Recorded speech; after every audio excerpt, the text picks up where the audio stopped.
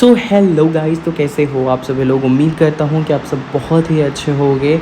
और मैं आप सबसे माफ़ी मांगना चाहूँगा कि मैं बहुत दिनों बाद वीडियो लेके आ रहा हूँ। और जैसा कि आपको पता है, मैं होटल में जॉब करता हूँ, जिस वजह से मुझे टाइम नहीं मिल पाता है उतना।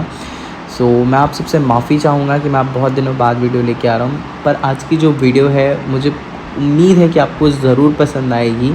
आज की वीडियो हमारी काफ़ी ख़ास और इंटरेस्टिंग होने वाली है, तो आप वीडियो को एंड तक ज़रूर देखिएगा।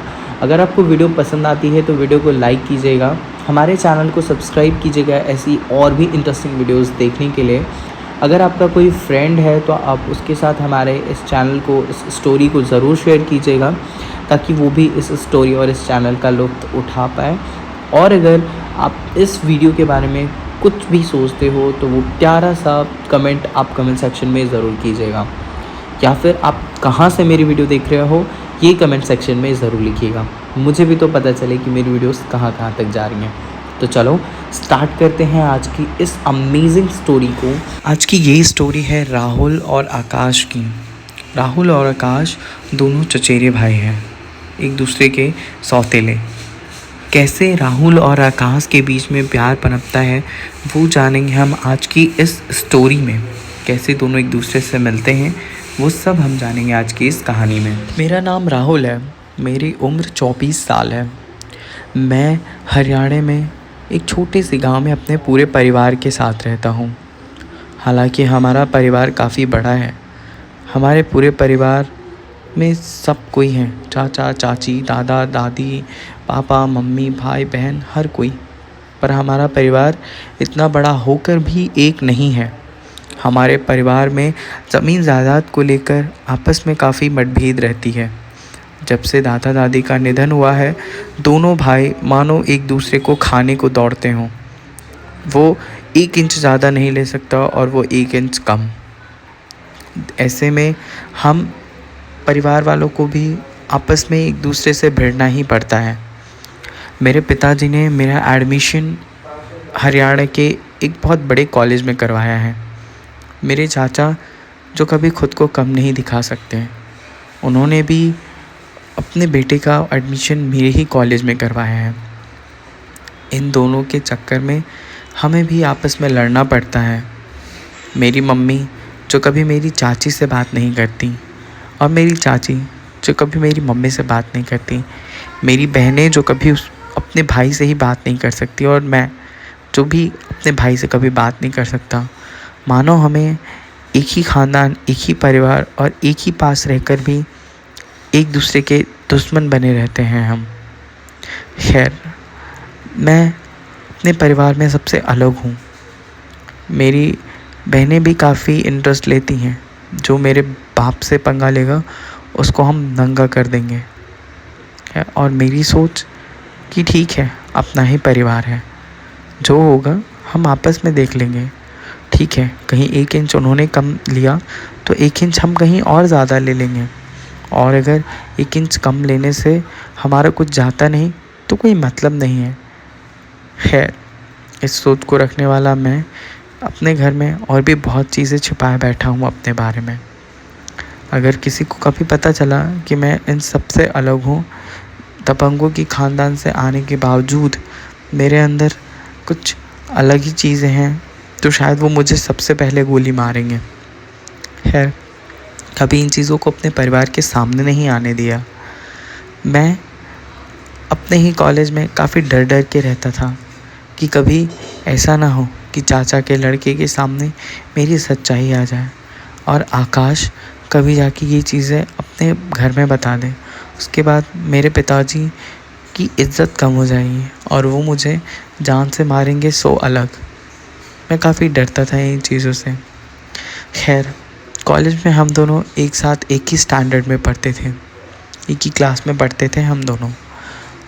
मैं और आकाश, हम दोनों ही काफ़ी पढ़ाई में तेज़ थे। हम दोनों में आपस में कंपटीशन कॉलेज में होना काफ़ी आम चीज़ थी। मैंने कभी आकाश को ये चीज़ें बताई नहीं। आकाश एकदम गट जाट की तरह, बिल्कुल गोरा चट्टा मूंछ वाला। मुझे वो काफ़ी पसंद था। मैं उसे किसी और तरीके से पसंद करता था, पर परिवार के डर की वजह से मैंने कभी ये चीज़ें सामने ज़ाहिर नहीं होने दी। कॉलेज में हम दोनों काफ़ी एक दूसरे से दूर रहते थे।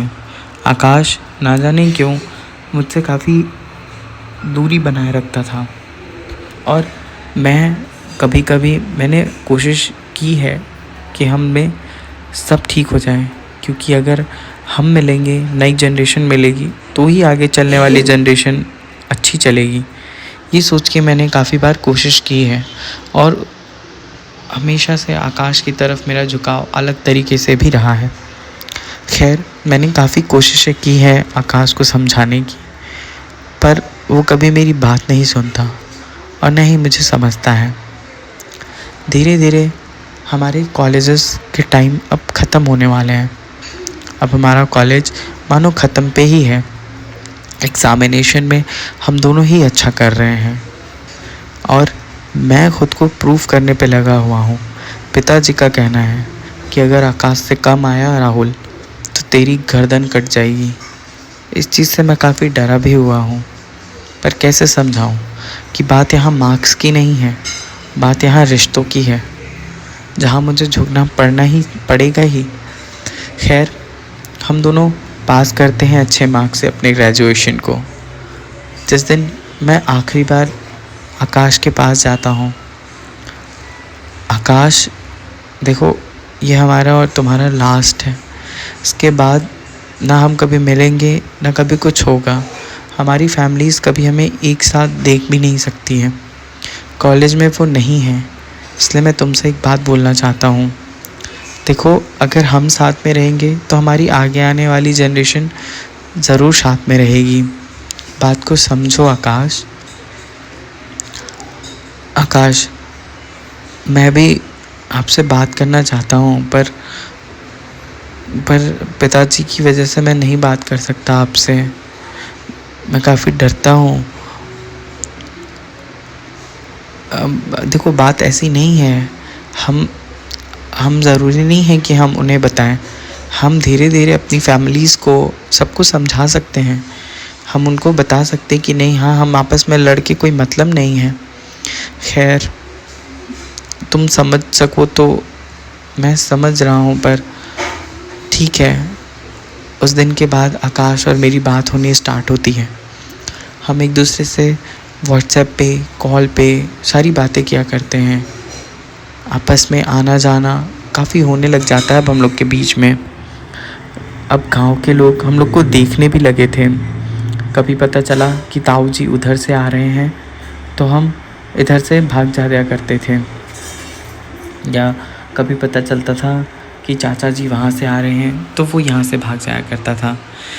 धीरे धीरे हम लोग के बीच में बेटर काफ़ी क्लोज़ होने लगा था।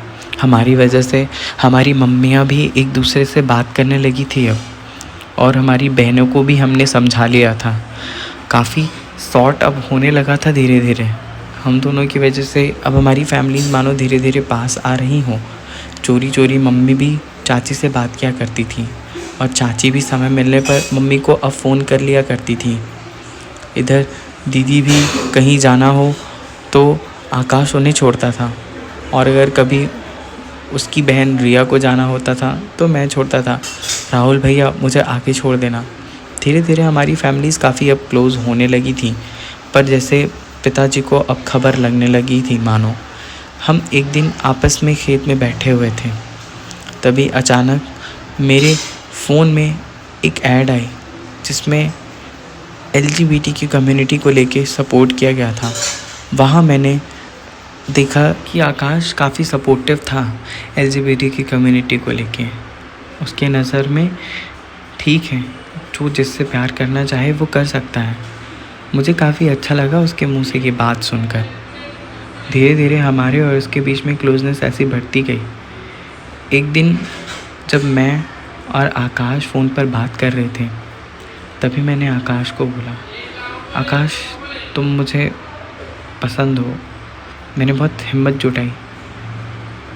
मैं आकाश को काफ़ी पसंद करता था, जो मेरे मन में थी मैंने बहुत हिम्मत जुटा के उस दिन उससे बोला था। मुझे नहीं पता था कि इसके बाद हमारा रिलेशन बनेगा या बिगड़ेगा। बस मैं उससे प्यार करता हूँ, मुझे इतना पता था। मैंने काफ़ी हिम्मत जुटा के ये बात बोली। आकाश, क्या क्या बोला तुमने?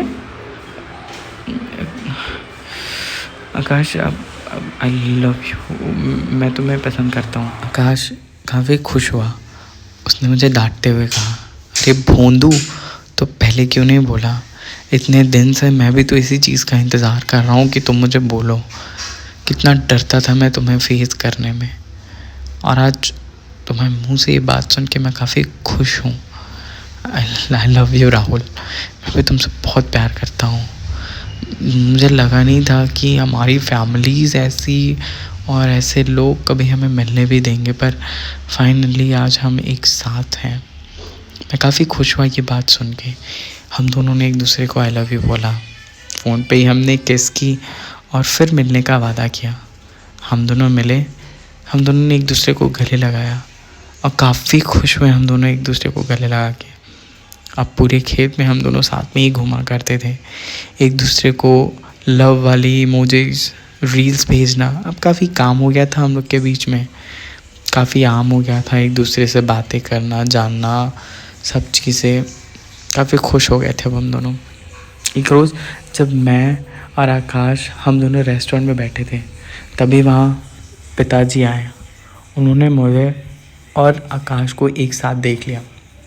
उन्होंने मेरा हाथ पकड़ा और वो मुझे खींचते हुए लेके गए वहाँ से, और घर पे ले जाकर उन्होंने मेरे माथे पर बंदूक रखी और कहा, आज तो तेरा काम ख़त्म। तूने मेरे दुश्मन के बेटे के साथ इश्क लड़ाई। मानो आज जैसे मेरा किस्सा ख़त्म ही था। अचानक आकाश दौड़ के मेरे सामने आया, बोला, नहीं चाचा जी, ऐसा मत करिए, इसमें गलती सिर्फ इसकी नहीं है, हम दोनों की हैं। उधर से आकाश के पापा भी, तू भी, बहन, तुम सब ऐसे ही हो, मार डालो इन तो, मार डालो।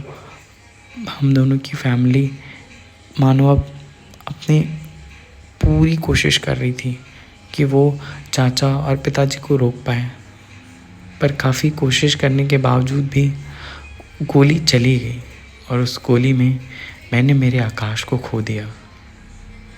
मुझे काफ़ी दुख है आज भी इस बात का कि मैंने जिसे चाहा वो मुझे मिला नहीं, पर वो मिला था जितना, मेरे लिए उतना ही काफ़ी है। उसने मुझे अपनाया था और आज भी मैंने उसके नाम का ही माला अपने मन में बसा रखा है, और मैं शादी करूँ ना करूँ, मैं सिर्फ उसी का रहूँगा हमेशा। आज मैं अपने पूरे परिवार से दूर अपने आकाश के लिए अभी भी अपने जीवन को जी रहा हूँ, क्योंकि उसने मुझे मरने नहीं दिया, वो खुद चला गया। प्यार वो सच्चा होता है जो अपने प्यार को हमेशा खुश देखना चाहे। तो कैसी लगी आपको स्टोरी? अगर स्टोरी पसंद है तो प्लीज़ वीडियो को लाइक कीजिएगा, हमारे चैनल को सब्सक्राइब कीजिएगा ऐसी और भी स्टोरी सुनने के लिए। मैं मिलूँगा आपसे दूसरी वीडियो में, तब तक के लिए take care and bye bye guys. Love you and love you all.